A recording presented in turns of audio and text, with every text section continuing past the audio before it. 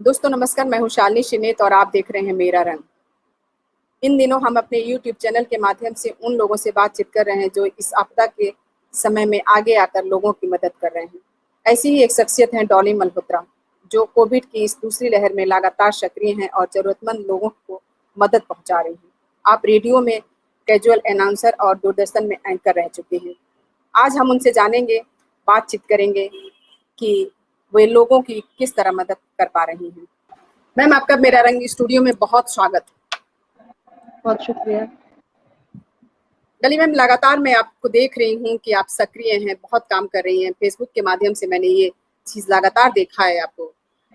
तो मेरे सवाल आपसे है कि कब से लोगों की मदद करना आपने शुरू किया, और क्या इससे पहले भी इस तरह का काम आप करती रही हैं या कोविड के दौरान ही सक्रिय हुई हैं? नहीं, कोविड के दौरान नहीं शुरू हुआ है। एक्चुअली मैं एनसीसी कैडेट रही हूँ, तो शुरू से ही ये चीज़ देखी है। और कहीं भी एनसीसी कैडेट्स को आपको पता है ना, ड्यूटी लगा दी जाती थी, तो वो शुरू से देखा। और घर में भी फादर डिफेंस में थे, तो घर में भी एटमॉस्फेयर उसी का रहा है थोड़ा सा, तो इसलिए वो शुरू से ही है, आदत में शामिल है वो। और एक्चुअली क्या है ना, देख नहीं पाते हैं किसी को भी परेशानी में, वो एक थोड़ा सा है साथ में, तो इसलिए काफी टाइम से इस चीज को, बचपन से ही समझ लीजिए, है चालू है। जो अपने बहुत भरसक कर सकते हैं वो कर रहे हैं कोशिश। बिल्कुल। तो मैम, मैं जानना चाहती हूँ आपसे कि ये काम जो आप कर रही हैं, बहुत अच्छे से काम कर रही हैं, लगातार आपका दिख रहा है। तो क्या आपकी कोई टीम है? आपने टीम बनाकर काम करना शुरू किया है या अकेले कर रही हैं? अगर टीम है तो आपके साथ कौन-कौन से लोग हैं जो मदद कर रहे हैं?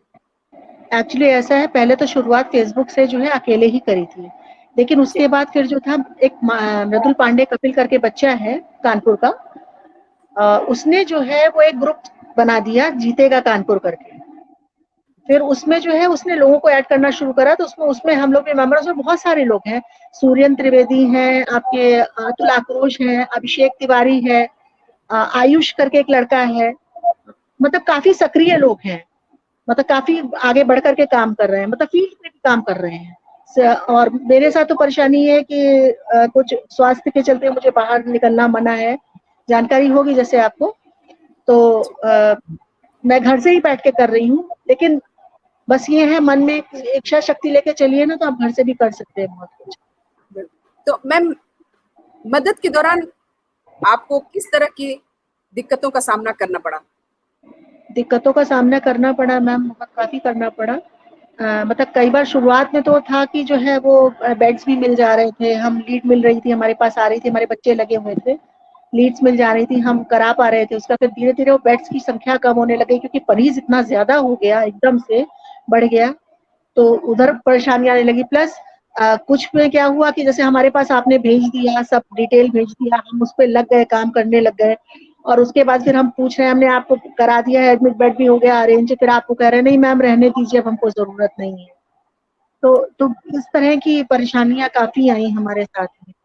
अच्छा, और दूसरी चीज जो था वो प्रशासन की तरफ से कोई व्यवस्था नहीं दिखाई दी, बहुत कम दिखाई दी। मतलब मदद मिली लोगों से, बहुत मदद मिली। शुरुआत में सीएमओ जी भी ने भी वो काफी मदद करी हम लोगों की, लेकिन फिर जब इतना ज्यादा सब एकदम हो गया, क्योंकि इतनी बड़ी आपदा के लिए हमारे ख्याल में प्रशासन तैयार था नहीं, तो वो बहुत ज्यादा परेशानी आ गई। इस वजह से जो है वो थोड़ा कष्ट, काफी परेशानियां आई हैं। अभी तो बेड का बहुत ज्यादा समस्या है, वेंटिलेटर और सबको बताओ। और सबसे बड़ी चीज ये है कि हर आदमी जो है डॉक्टर को दिखाया नहीं है, कुछ करा नहीं है, बस 80-90 उनका पल्स आ गया, मैम वेंटिलेटर चाहिए, मैम वेंटिलेटर चाहिए। कितनों को तो फोन ऐसे आए हैं, तो उनको जो है मतलब उनको कंसोल किया है, उनको बताया है पैनिक मत कीजिए। 2 पेशेंट तो ऐसे रहे कि रात में 3:30 बजे मेरे पास फोन आया कि मैम जो है वो पापा की हमारे जो है पल्स 89 चली गई, मैम प्लीज कुछ करिए। तो उनको समझाया, बच्ची थी, मैंने कहा बेटा पैनिक मत करो, पापा को जो है थोड़ा सा तकिया के बल उल्टा करके लिटाओ प्रोन पोजीशन में। और दूसरी चीज जो है वो अगर तुम्हारे पास ऑक्सीजन सिलेंडर नहीं है, ये आप तरीका प्लीज मैं बताना चाहूंगी सबको। अगर आपके पास ऑक्सीजन सिलेंडर की व्यवस्था नहीं है, तो अगर आपके घर में हेयर ड्रायर है, तो हेयर ड्रायर को कोल्ड पे कर लीजिए, और उसको कोल्ड पे करने के बाद नाक से, आपकी नाक से 2 इंच नीचे पे रखें, प्रोन पोजीशन में लेट जाइए, जो उल्टा पेट के बल, और उसको आपकी नाक से 2 इंच दूर पे कोल्ड पे करके उसकी जो हवा है ना, उसको बस जैसे करके इनहेल करते हैं ना, ऐसे करके इनहेल करिए उसको, वो बढ़ाती है आपका जो है ऑक्सीजन लेवल। एक तरीका तो ये है। दूसरा, आपके पास अगर नेबुलाइजर है तो उसको, उसका जो मास्क है उसको मास्क बिल्कुल मुंह पे लगा मत दीजिए, उसको नाक से दूर रखिए थोड़ा सा 2 इंच, क्योंकि अगर आप मुंह पे लगा देंगे तो उसमें कार्बन डाइऑक्साइड बन जाएगी, तो वो आपको जो है उसमें आपकी जान का खतरा हो जाएगा।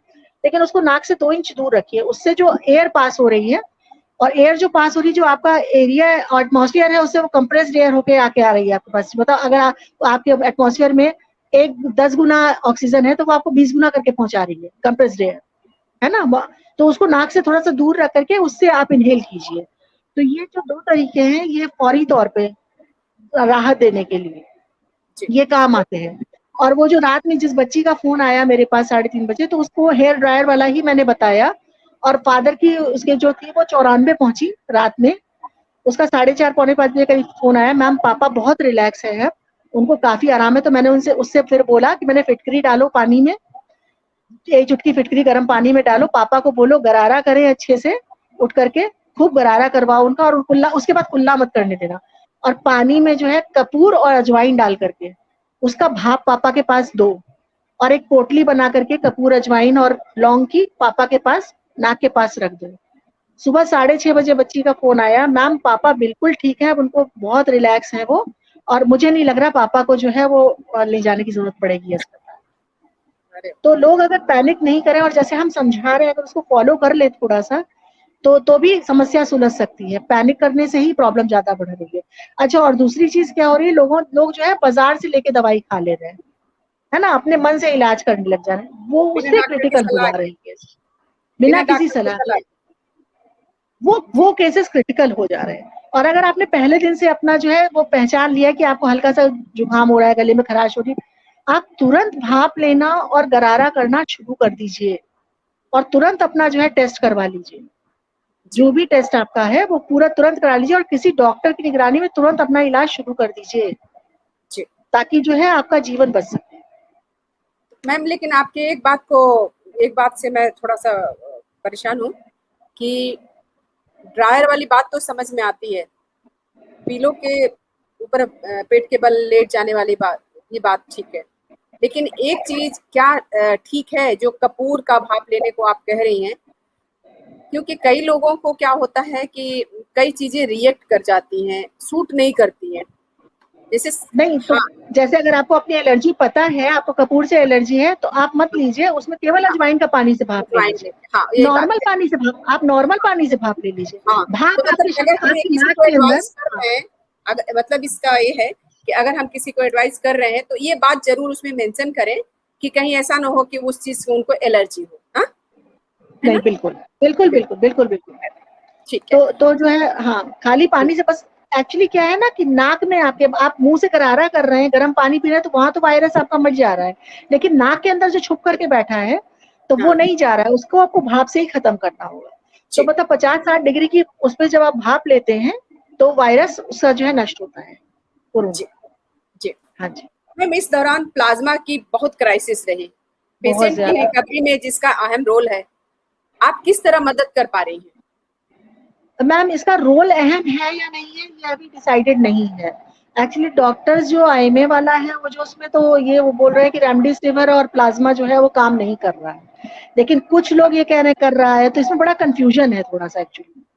अभी ये अच्छा, क्लियर नहीं है कि क्या काम कर रहा है और क्या नहीं कर रहा है, क्योंकि अभी जो है वो हमें लग रहा है सब एक्सपेरिमेंट्स ही हो रहे हैं इस बारे में। और प्लाज्मा का चक्कर तो ये है कि देखिए आगे बढ़ के लोग नहीं आ रहे हैं, बहुत मुश्किल से आ रहे हैं। जो हमने भी जिनको भेजा है हम उनसे भी रिक्वेस्ट कर रहे हैं अगर, तो वो भी पता नहीं क्या डर है, भय है, कोई भ्रांति है जाने मन में, वो क्लियर नहीं हो रही है उनकी। जबकि हम लोग बराबर उनको जो है मोटिवेट कर रहे हैं, उनको बता रहे हैं कि इसमें आपका ब्लड भी नहीं लिया जाता है, सिर्फ जो है आपका प्लाज्मा बॉडी से लिया जाता है, और जो 7-8 दिन बाद रिकवर हो जाता है आप फिर से प्लाज्मा देने लायक हो जाते हैं 10-12 दिन। जी। लेकिन तो अभी मुझे लोग लगता है समझ कि नहीं पा रहे हैं इस चीज। उनको यही डर होगा कि अभी तो बीमार होके उठे हैं, हाँ, कहीं वही परेशानी वही बढ़ मेन गई। मेन वही चीज है। हाँ, मेन वही चीज तो है कि लोग जो है डर रहे हैं, क्योंकि तो बहुत इसमें भी हमें बहुत मतलब उन्होंने जजमेंटल होने मृत्यु की को पास जरूरत से नहीं है, देखी है। हम उन्हें समझाएं कि आप जो है फिर से रिकवर कर जाएंगे, नहीं? बिल्कुल बिल्कुल, समझाना बहुत जरूरी है। यही इसी में लगे हुए हैं हम हमारी टीम सब लगी हुई है, इसी में ही लगी हुई है कि किसी तरीके से उनको ये समझा पाए कि प्लाज्मा जी। देना जो है वो बहुत हित में है सबको। इस समय महादान अगर डॉक्टर्स मांग रहे हैं हमसे, तो हमें देना तो है ही ना उनको। और अगर उससे हो सकता है 2% 4% भी अगर रिकवरी हो रही है, तो प्लीज सामने आए। बहुत हाथ जोड़ के मेरी प्रार्थना है इस चीज के लिए कि लोग जी। सामने आए। जी। तो दोस्तों देख रहे हैं हमारे साथ डॉली जी हैं, और आप सभी जानते हैं कि इस समय बार बार डॉक्टर प्लाज्मा मांग रहे हैं पेशेंट को बचाने के लिए। और ये बात जाहिर सी बात है कि जो एक बार बीमार पड़ गया है वो डरा हुआ है, प्लाज्मा देना नहीं चाह रहा है कि कहीं वो और कमजोर ना हो जाए, दोबारा बीमार ना पड़ जाए। लेकिन ऐसा नहीं है, आप बीमार नहीं पड़ेंगे। डॉक्टर लोग हैं आपके साथ और वो बताते हैं कि बहुत जल्दी आप रिकवर कर लेते हैं। जी। तो मैम आपसे अगला सवाल है कि ऑक्सीजन सिलेंडर की भी क्राइसिस रही, आपके बहुत संपर्क ज्यादा क्या क्या रहे, कहाँ कहाँ से आपने सिलेंडर मंगाए, किस किस तरह से व्यवस्था की? ऑक्सीजन बराबर यहाँ पे ऑक्सीजन तो मिल रहा है। रिमझिम वालों ने अपना पूरा खोल दिया था, रिमझिम इस्पात वालों ने, तो ऑक्सीजन की उतनी ज्यादा समस्या नहीं आई। रिफिल तो हो रहा था, सिलेंडर की समस्या आ गई, जी। मेन सिलेंडर की समस्या। और फिर उसके बाद सिलेंडर मिल गया तो मास्क और उसकी घड़ी और उस सब की समस्या, तो वो भी, तो वो सब भी अरेंज करना सारा सब कुछ। मतलब इस मतलब एक काम नहीं होता, ये बहुत सारे काम थे एक दूसरे से जुड़े हुए। तो उस मतलब हर चीज देखनी थी हम लोगों को, एक चीज से नहीं चल रहा था, हर चीज देखनी थी। पेशेंट भी देखना था, ऑक्सीजन भी देखनी थी, सिलेंडर भी देखना था, सिलेंडर से रिलेटेड सारे उसके आइटम्स भी देखने थे, बहुत कुछ चल रहा था। जी। ये सब था चक्कर। जी। जी। तो मैम आप लोग बहुत ही सक्रिय हैं, मैं लगातार आपको देख रही हूँ। लेकिन मैं आपसे एक सवाल पूछूं कि दिन भर में कितने लोगों की मदद कर पा रहे हैं आप सभी? मैम ऐसे गिन तो नहीं पा रहे हैं। मैम मतलब एक अंदाजा काउंसलिंग, कि मैम हाँ मैम काउंसलिंग के लिए तो दिन भर में कितनी आ जाती है मुझे अंदाजा नहीं है। 20 आ जाती है, कभी 22 आ जाती है, 25 आ जाती है, अंदाजा नहीं है। और मतलब उधर तो जो था, मैं रात भर सो भी नहीं रही थी। अभी 2 दिन से, परसों से थोड़ी सी बुखार आ गया है मुझे। आज थोड़ी सी एक्टिव हूँ, मतलब बुखार में पड़ी थी तो कल तो मैं थोड़ा सो गई थी रात में, तो मैंने कम फोन अटेंड करे। लेकिन आज सुबह से मेरे ख्याल में 8 से 10 तो काउंसलिंग कर चुकी होंगी। और उसके सिवा जो है वो बाकी वो ऑक्सीजन का किसी को समस्या है, मतलब चाहिए कहाँ मिल रहा है मैम, लिंक भेज दीजिए, ये कर दीजिए। और प्लाज्मा के लिए लगे हुए थे एक बच्चे के लिए। तो अभी तो सुबह से यही चल रहा है। काफी लोगों की मदद हो जा रही है, मतलब एक एक आदमी काफी काफी लोगों तक पहुंच जा रहा है।